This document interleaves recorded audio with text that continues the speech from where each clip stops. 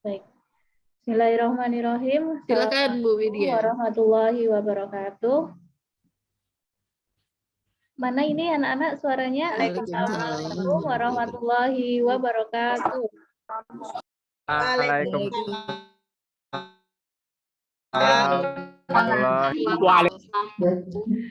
Iya, kok kelihatan nggak semangat semua anak-anak? Kenapa?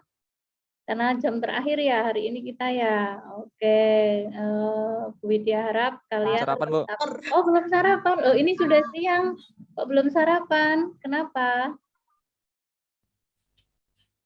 Mau jajan habis, Bu. Oh ya, nggak apa-apa. Nanti pulang sekolah makan dulu ya, biar nggak lemas badannya.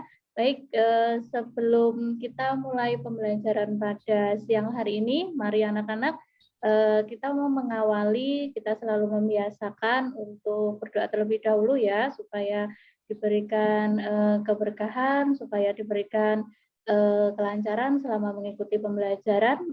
Silakan Mas Ruzi bisa memimpin doa untuk teman-temannya. Baik, Ibu. Jadi teman-teman semuanya untuk mensyukuri hari ini, karena kita bisa mengikuti pembelajaran hari ini, sebaiknya kita menundukkan kepala untuk menunjukkan rasa syukur kita. Berdoa dimulai. Bismillahirrahmanirrahim. Berdoa selesai. Baik, terima kasih Mas Ruzi sudah memimpin doa. Baik anak-anak, Widya akan mengabsen dulu ya untuk pertemuan kita pada siang hari ini.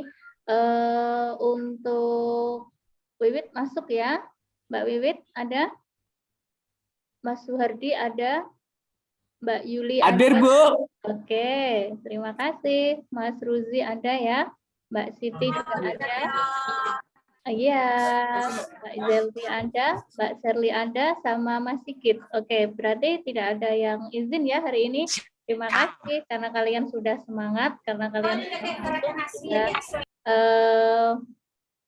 mengikuti pembelajaran pada siang hari ini.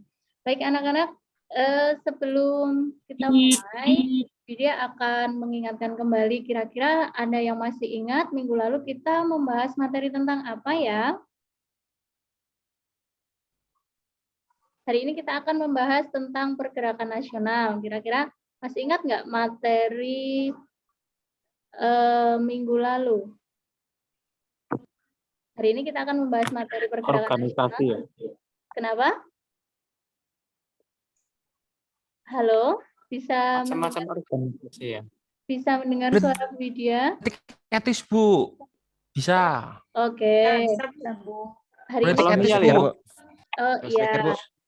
Oh, sinyal putus-putus, ya nggak apa-apa. Yang penting kita tetap semangat ya, karena memang koneksi WiFi-nya mungkin atau karena faktor cuaca yang menyebabkan sinyalnya tidak stabil. Baik, hari ini anak-anak kita akan membahas materi tentang pergerakan nasional. Nah, sebelum kita membahas dan masuk materi pergerakan nasional, masih ingat nggak kira-kira pertemuan minggu lalu kita membahas materi tentang apa? Yuk.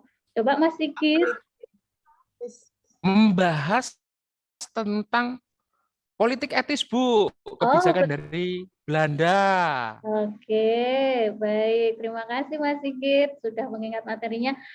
Untuk Mas Suhardi, gimana Mas Suhardi? Kira-kira saya lupa-lupa ingat. Oh, lupa-lupa ingat. Kalau enggak salah Bu, bukan apa namanya? Tentang apa itu? Tentang perkebunan itu apa itu, Bu? Iya, Bu. Saya agak lupa itu, Bu. Tanam paksa. Oh, tanam paksa ya, betul. Ya, Mbak Wiwit. Ya, terima kasih Mbak Wiwit. Ya, terima kasih Mas Suhardi. Baik, anak-anak, hari ini kita akan membahas materi tentang, sebentar ya, Ibu izin share screen dulu. Kita akan membahas materi tentang pergerakan nasional. Oke. Sudah kelihatan belum ya? Sudah, Bu. Oke, baik. Pada tujuan pembelajaran hari ini kita akan membahas tentang materi pergerakan nasional karena materinya ini cukup banyak dan cukup padat. Jadi Ibu bagi menjadi beberapa sesi pertemuan.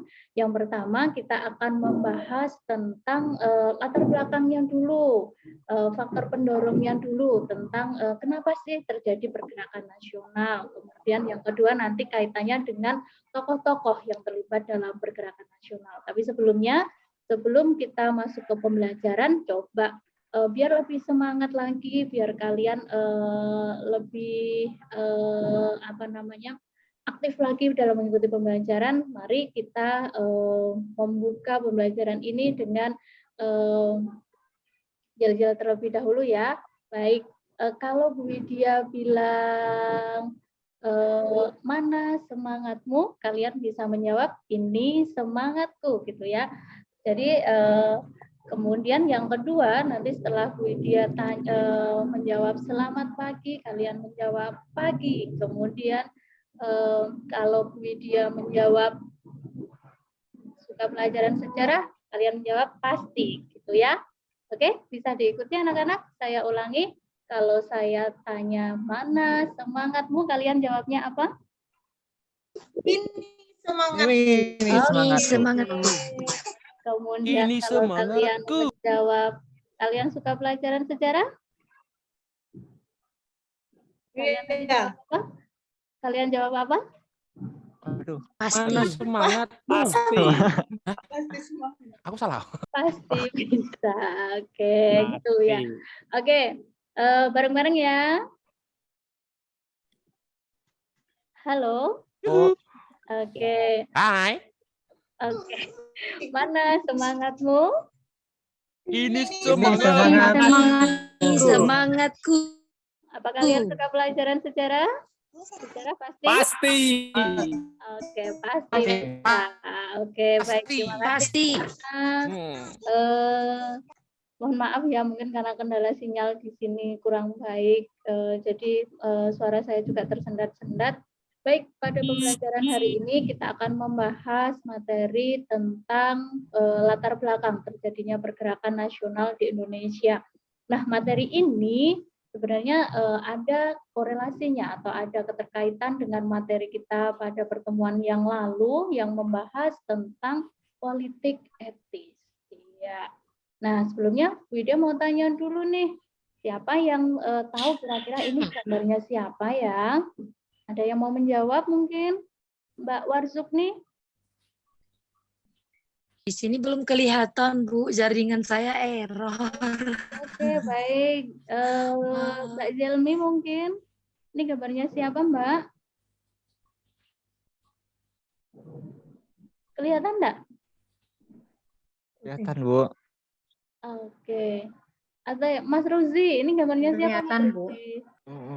Kalau saya lihat ini kayak tiga serangkai, Bu. Ya, 3 serangkai. Iya. Ada yang ingat nggak kira-kira itu namanya siapa saja ya di situ ya? Itu Mangunkus. Siapa? Yang Ki pakai Hajar kacamata, yang pakai Ki kacamata Hajar ini? Dewan Hajar Dawes Dewantoro. Dekker, Cipto Mangunkusumo. Cipto Mangunkusumo, Ya, Deus kemudian Dekker. Daus Dekker yang tengah. Kemudian yang ada kerisnya itu Ki Cipto Mangunkusumo. bukan. Sopo? Ki Hajar Dewantara. Oh, Cipto ya benar. Dokter Cipto, Cipto yang ya. mana Mbak Yuli? Dokter Cipto yang pakai keris kayaknya, Bu. Yang ini. Pakai keris di Ponegoro. Ya, jadi ini ada Daus Dekker di tengah, kemudian ada Dokter Cipto sama siapa? Ki Hajar Suwardi Dewantara. Suryaningrat, Bu. Ya, kita lebih mengenalnya dengan Ki Hajar Hajar Dewantara. Dewantara. Hajar Dewantoro. kira-kira kalau kita membahas materi tentang pergerakan nasional, kemudian ada gambarnya tokoh ini kaitannya apa sih hubungan tokoh ini dengan pergerakan nasional? Coba ini Bu Widya beri pertanyaan pematik dulu untuk kalian. Mungkin nomor 1, siapa yang bisa menjelaskan apa itu pergerakan nasional? Siapa yang mau menjawab? Pergerakan nasional itu apa ya? Mau ditunjuk atau kalian mau menjawab sendiri? Mau mengacungkan tangannya? Revolusi, Bu. Saya, Mas Bu. Ruzi, silahkan. Pergerakan nasional itu apa, Mas Ruzi?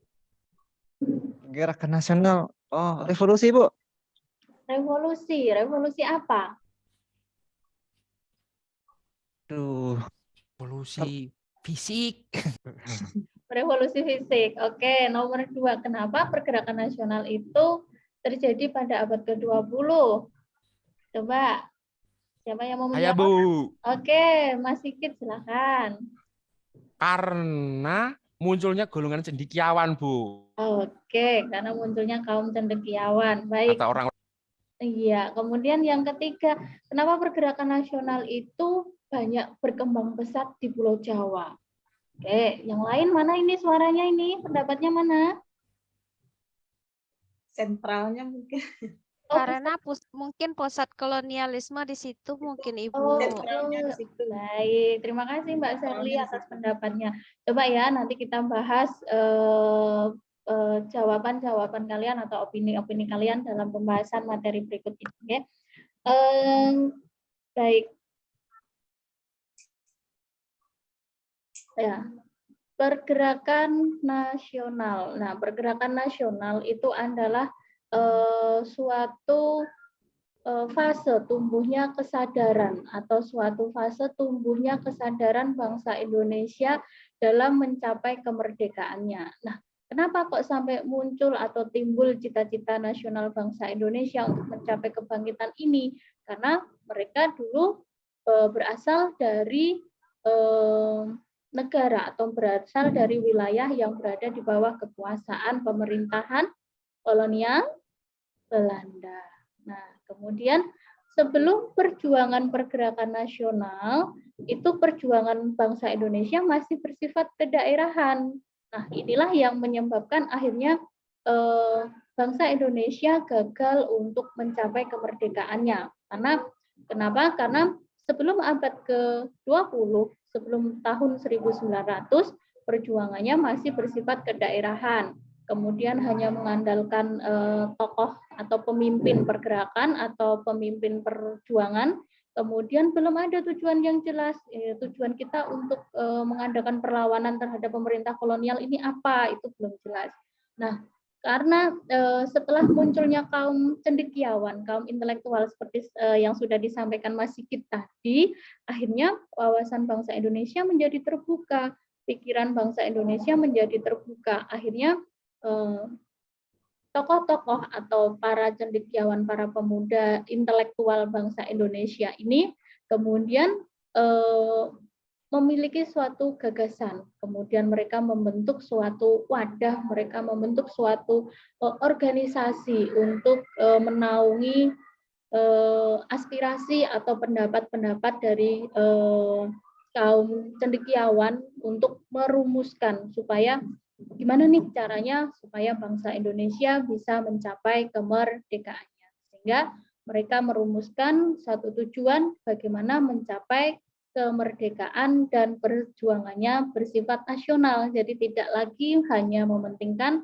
kebutuhan atau kepentingan daerahnya saja, tetapi lebih mengutamakan kepentingan nasional. Kemudian para cendekiawan ini juga tidak lagi hanya menggunakan perjuangan fisik, tapi mereka lebih menggunakan perjuangan melalui diplomasi atau melalui intelektual yang sudah mereka miliki. Dengan begitu mereka bisa bekerja sama dengan pemerintah kolonial Belanda. Nah, kemudian di dalam perjuangan kemerdekaan atau perjuangan pergerakan nasional itu ternyata tidak lepas dari yang namanya faktor pendorong atau faktor yang melatar belakangi kenapa sampai munculnya pergerakan nasional. Faktor itu ada yang berasal dari dalam bangsa Indonesia sendiri, ada juga yang berasal dari luar negara kita. Oke, sebelum Bu Widya bahas tentang faktor internal dan eksternal, apakah ada hal yang mau ditanyakan anak-anak tentang perbedaan perjuangan bangsa Indonesia sebelum dan setelah abad ke-20? tidak ada, Bu. Tidak ada ya. Baik, kalau tidak ada kita lanjutkan. Faktor internal terjadinya pergerakan nasional yang pertama adanya tekanan. Nah, Kalau kita ditekan, pasti kita kan menderita secara batin ya. Nah, itulah yang menjadi salah satu alasan kenapa bangsa Indonesia memperjuangkan kemerdekaannya melalui pergerakan nasional. Kemudian yang kedua, dari perjuangan berbagai daerah di Indonesia, itu mereka sama-sama memiliki nasib yang sama. Nah, sama-sama sebagai daerah atau negara atau wilayah yang sama-sama dijajah oleh bangsa kolonial, sehingga hal ini yang menyebabkan mereka sama-sama ingin mencapai tujuan yang sama, yaitu kemerdekaan. Nah, kemudian yang ketiga, tumbuhnya rasa nasionalisme dan menciptakan harga diri untuk menentukan nasibnya sendiri, tidak lagi bergantung kepada nasib atau tidak lagi bergantung kepada kebijakan dari pemerintah kolonial Belanda. Nah, itu faktor yang berasal dari dalam atau faktor internal yang menyebabkan, yang mendorong terjadinya pergerakan nasional. Yang berikutnya, faktor eksternal atau faktor yang berasal dari luar. Ini yang menjadi pendukung atau yang memotivasi bangsa Indonesia untuk mencapai kemerdekaannya. Yang pertama, munculnya paham-paham baru. Munculnya paham-paham baru atau munculnya aliran isme-isme. Nah, itu yang sudah kalian pelajari di sejarah peminatan ya. Kalian sudah dapat ada liberalisme, khususnya liberalisme karena ini merupakan suatu paham untuk mencapai kemerdekaan atau kebebasan. Kemudian ini menjadi salah satu pioner lahirnya hak asasi manusia. Nah, salah satu hak asasi manusia itu adalah hak untuk merdeka, hak untuk menentukan nasibnya sendiri. Nah, ini menjadi salah satu faktor pendorong kenapa lahirnya pergerakan nasional di Indonesia. Yang kedua, tadi seperti yang disampaikan oleh teman kalian, Mas Sigit, terkait tentang politik etis. Nah, ini membuka cakrawala para pemuda Indonesia, membuka wawasan dan intelektual serta pengetahuan tentang ternyata bangsa Indonesia itu masih dibelenggu. Harusnya sebagai suatu bangsa itu bebas menentukan nasibnya sendiri, sehingga kita tidak bisa diintervensi, kita tidak bisa diintimidasi oleh bangsa Belanda yang notabene mereka adalah pendatang yang masuk ke wilayah Indonesia. Kemudian yang ketiga, nah ini yang menjadi penyemangat bangsa Indonesia, kemenangan Jepang. Jepang yang notabene adalah negara Asia, Jepang yang notabene adalah salah satu negara di benua yang menjadi tujuan jajahan bangsa-bangsa Eropa, tapi berhasil mengalahkan Rusia yang berasal dari Eropa. Nah, itu yang menjadi salah satu penyemangat dan menjadi faktor eksternal utama lahirnya pergerakan nasional di Indonesia. Kemudian yang lain ada gerakan Turki Muda. Ya, ini untuk menanamkan semangat nasionalisme negara Turki yang sebelumnya mereka bersifat monarki. Kemudian yang kelima, adanya gerakan pan-islamisme yang menimbulkan semangat nasionalisme di negara-negara jajahan yang merupakan negara-negara anti-imperialisme atau anti-kolonialisme. Kemudian yang terakhir, adanya pergerakan nasional di beberapa negara seperti di India, di Cina, di Filipina, dan beberapa negara yang lain. Nah, dari pemaparan Widya di atas, nah, coba untuk pendalaman materi, coba ini nanti Bu Widya bagi LKPD terkait tentang materi pergerakan nasional yang meliputi latar belakang sampai peranan tokoh pada pergerakan nasional. Jadi kalian di sini ada 20 siswa, nanti akan Bu Widya bagi menjadi 4 kelompok,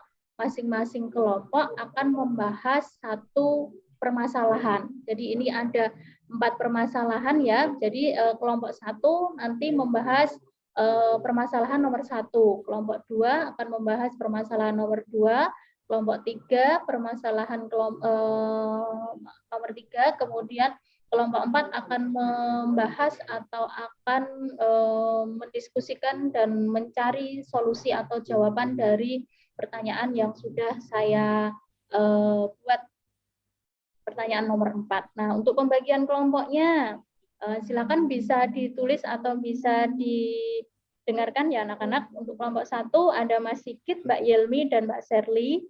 Untuk kelompok 2 Mbak Warzukni, Mbak Siti Zainah, sama Mbak Yuliana. Untuk kelompok 4 ada Mbak Wiwit sama Mas Ruzi, kelompok 3. Kemudian untuk kelompok 4 ada Mas Suhardi sama Mbak Yosidara. Nah, kemudian petunjuknya bagaimana, teknisnya bagaimana? Coba dari tadi pertanyaan yang sudah Bu Widya bagi, silakan kalian menempatkan diri, memposisikan sesuai dengan kelompoknya masing-masing. Kemudian untuk waktu penyelesaiannya nanti dalam kurun waktu 40 menit ya. Jadi hasil akhirnya nanti kalian akan membuat produknya atau hasilnya nanti dibuat produk bisa berupa infografis atau bisa berupa mind mapping seperti itu. Kemudian silakan kalian nanti buat tahap-tahap pembuatan kalian, langkah-langkah kerjanya silakan nanti bisa kalian susun, kalian tulis, kemudian kalian nanti mempresentasikan hasil diskusi atau tugas kalian nanti di depan kelas pada pertemuan yang akan datang. Nah, dari juknisnya atau dari petunjuk kerjanya ada yang mau ditanyakan mungkin? Apakah sudah jelas anak-anak?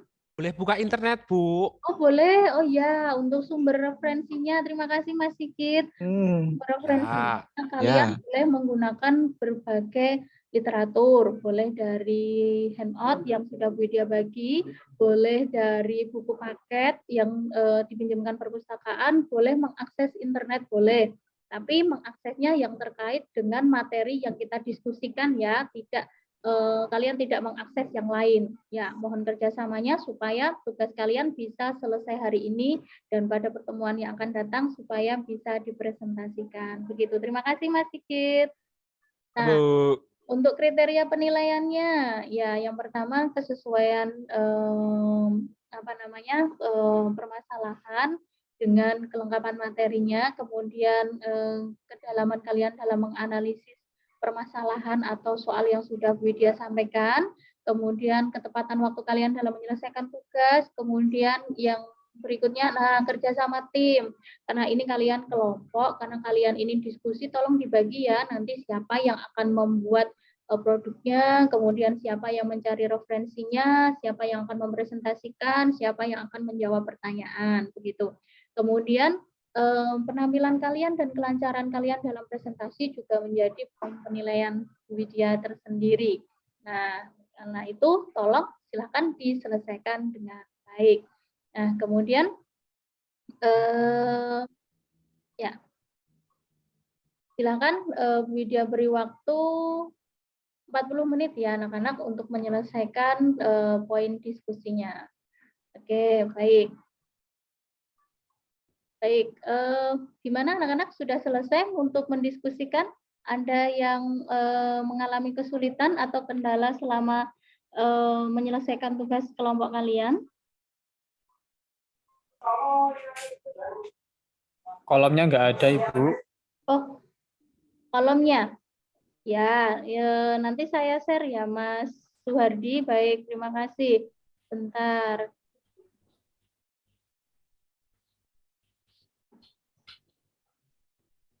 Ini untuk LKPD-nya sebentar.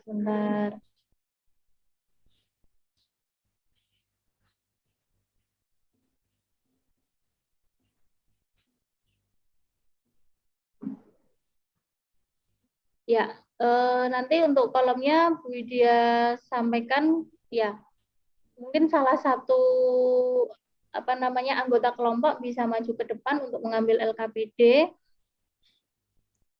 untuk bahan diskusi kelompok kalian. Ya. Iya, Ibu. Ya, baik. Terima kasih. Baik. Untuk diskusinya sudah dapat solusinya, sudah mendapat jawabannya atau bisa kalian selesaikan hari ini ya. Ada kendala atau ada kesulitan lain mungkin?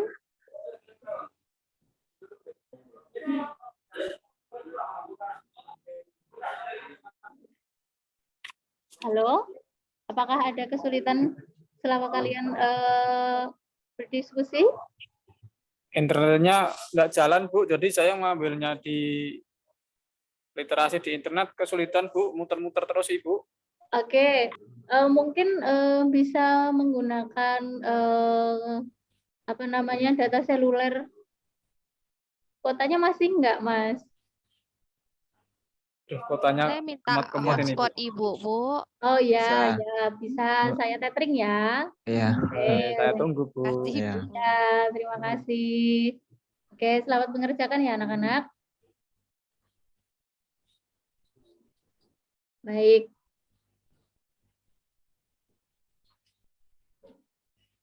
Baik, sudah selesai ya? Sudah. Oke, baik. Karena kalian juga sudah menyelesaikan dan pembelajaran kita juga hampir selesai. Bu Widya harap nanti bisa di finishing lagi di rumah untuk menyiapkan presentasi pada pertemuan yang akan datang. Baik, kira-kira sebelum saya tutup untuk pembelajaran pada siang hari ini, kira-kira masih ada kendala apa selain jaringan WiFi atau sinyal atau yang lainnya? Mungkin ada permasalahan apa selama proses diskusi yang kalian hadapi pada siang hari ini, anak-anak? Itu Ibu, tidak semua teman yang aktif gitu Bu. Kayak Oh.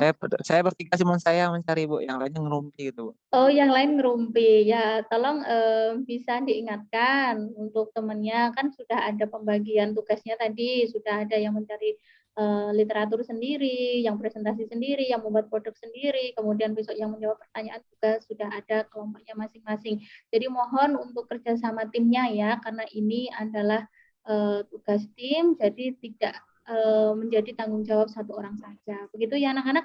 Oke, tolong dijaga solidaritasnya, tolong dijaga kerjasamanya supaya hasilnya juga bisa maksimal. Gitu. Baik, terima kasih Mas Ruzi. Baik anak-anak, mari kita tutup pembelajaran pada siang hari ini dengan doa kafaratul majelis bersama-sama. Subhanakallahumma wa bihamdika asyhadu an la ilaha illa anta astaghfiruka wa atubu ilaik. Baik, terima kasih. Insya Allah kita ketemu lagi pada pertemuan yang akan datang. Widya akhiri. Assalamualaikum warahmatullahi wabarakatuh. Waalaikumsalam warahmatullahi wabarakatuh. Baik, terima kasih Ibu Widya. Pemaparannya, praktek peer teaching-nya.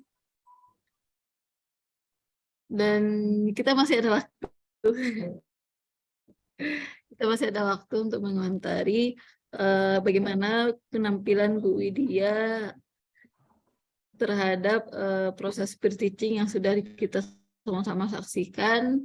Kemudian kita beri masukan apa-apa saja yang harus diperbaiki mungkin oleh Bu Widya biar nanti pas rencana aksi lebih siap lagi melakukan proses pembelajaran di dalam kelas. Boleh, silakan ada yang mau beri masukan?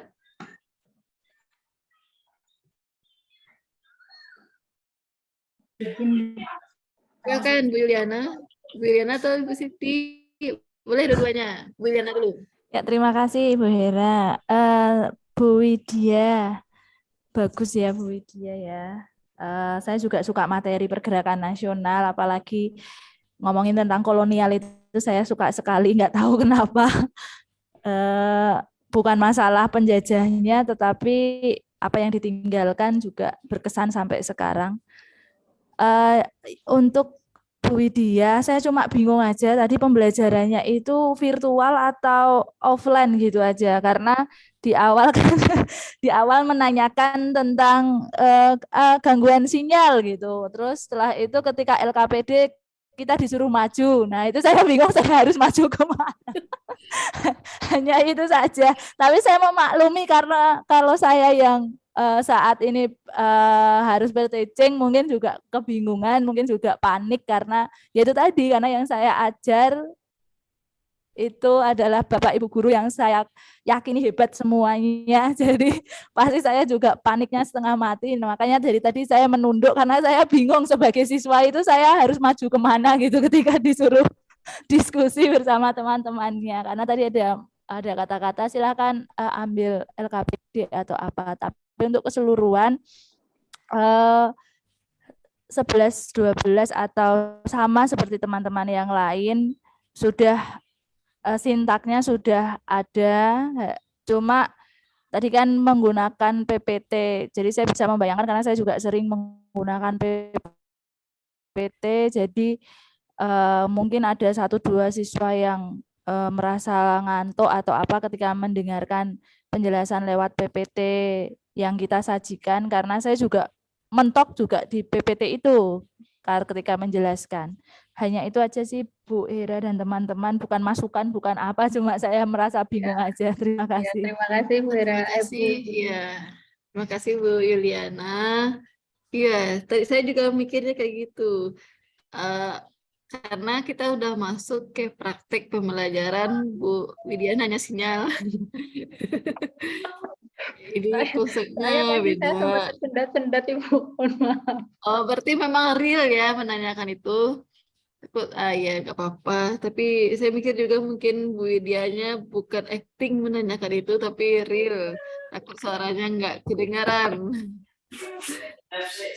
Oke, baiklah Ibu Siti. Silakan Bu Siti.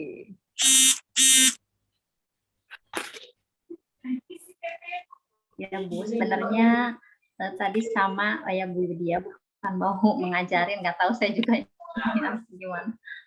Itu tadi luring apa daring juga saya di situ, terus Luring untuk apa ceramahnya sepertinya apa ya media yang ditampilkan di PPT itu terlalu apa kurang menarik menurut saya gitu. Terlalu banyak. Lebih monoton, terlalu banyak ya, baik. terlalu banyak tulisannya di PPT-nya itu terlalu banyak.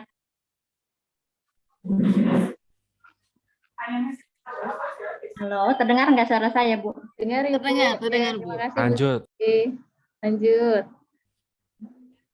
Ya, itu aja. Materi di PPT yang ditampilkan itu terlalu banyak yang harus dibaca sama anak-anak.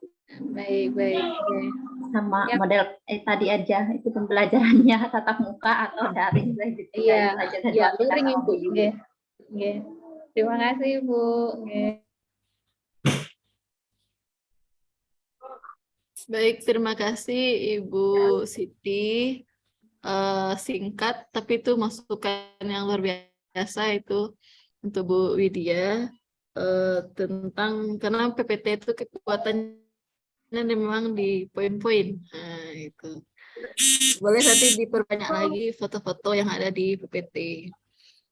Ada 2 tanggapan.